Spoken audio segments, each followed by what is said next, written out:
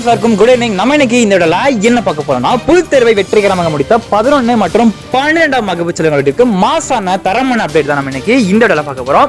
அதுக்கு முன்னாடி நம்ம போற வீடியோஸ்லாம் உங்களுக்கு டைமுக்கு வந்து சேரணும் அப்படி நினைச்சீங்கன்னா பக்கத்துல பெல் ஆல் நினைச்சுக்கோங்க. சரி வாங்க வீடியோக்குள்ள போயிடுவோம். ஸோ நிறைய பேர் வந்து பாத்தீங்கன்னா எனக்கு வந்து எக்ஸாம் நினைச்சு பயமா இருக்கு, அதாவது எனக்கு என்ன மார்க் போடுவாங்கன்னு தெரியல. நான் கெமிஸ்ட்ரி எக்ஸாமில் வந்து பார்த்தீங்கன்னா எனக்கு கரெக்டாக வந்து 12 மார்க்ஸ் தான் வந்து வருது. அண்ட் மேக்ஸில் வந்து பார்த்தீங்கன்னா கரெக்டாக வந்து 21 மார்க் தான் வருது.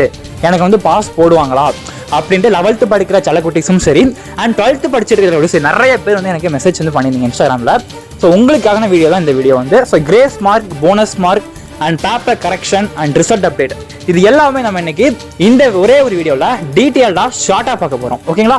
ஸோ அதுக்கு முன்னாடி இந்த மாதிரி வீடியோஸ் நினச்சி சப்ஸ்கிரைப் பண்ணிக்கோங்க. ஓகேங்களா? ஓகே, இப்போ என்னென்ன பார்த்தீங்கன்னா என்ன பண்ணிட்டு இருக்காங்க அப்படின்னா தேர்வுத்துறையை பொறுத்தளவுக்கு ஸோ இந்த வருஷம் வந்து தெளிவாக சொல்லிட்டாங்க. ஸோ நமக்கு கிடைச்ச இது வந்து ஒரு அஃபிஷியல் லீக்டு நியூஸ். ஓகேவா?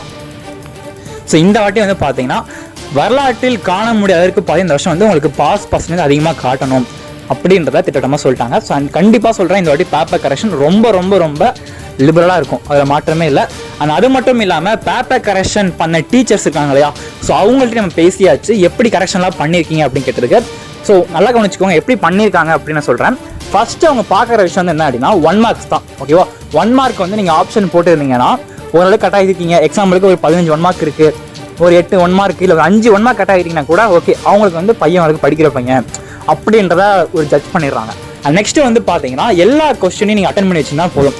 அதாவது அதுக்கு வந்து ஆன்சர் தப்பாக எழுதுறீங்களோ இல்லை கரெக்டாக எழுதுறீங்களோ இல்லை அதுக்கு வந்து ஆன்சர் பாதி எழுதுறீங்களோ இல்லை 2 லைன்ஸ் எழுதுறீங்களோ இல்லை 1 லைன்ஸ்னால் முக்கியம் கிடையாது.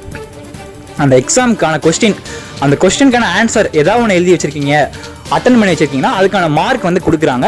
இது வந்து யாருக்கு கொடுக்குறாங்கன்னா எல்லாருக்கும் கொடுக்கறது கிடையாது. அதாவது யாரெல்லாம் ஃபெயில் ஆக போகிறாங்களோ அந்த ஸ்டூடெண்ட்ஸ்க்கு மட்டும் பார்த்தீங்கன்னா இந்த மாதிரி விஷயங்களை வந்து நம்ம அரசு வந்து பண்ணிட்டு இருக்காங்க. ஸோ இது வந்து கண்டிப்பாக ஒரு பாட்டக்கூடிய விஷயம். ஓகேவா?